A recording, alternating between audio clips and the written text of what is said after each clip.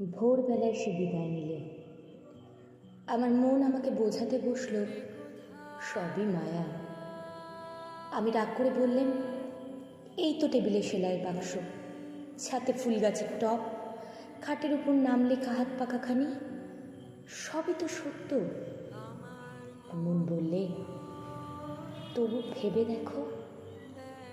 আমি বললেন, থামো তুমি, ওই দেখো না গল্পের বইখানি, মাঝের পাতায় একটি চুলের কাটা, সবটা পড়া শেষ হয়নি।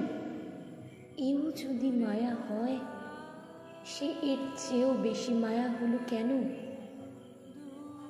মন চুপ করলে।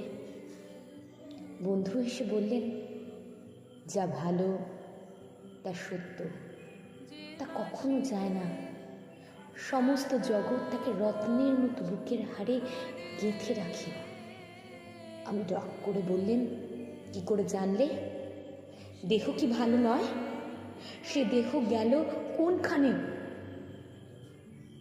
ছোট ছেলে যেমন রাগ করে মাকে মারে, তেমনি করেই বিশ্বে আমার যা কিছু আশ্রয় সমস্তকেই মারতে লাগলাম। বললেন, সংসার বিশ্বাসঘাতক। হঠাৎ চমকে উঠলেন। মনে হলো কে বললে অকৃতজ্ঞ। জানলার বাইরে দেখি ঝাউ গাছের আড়ালে তৃতীয়ার চাঁদ উঠেছে।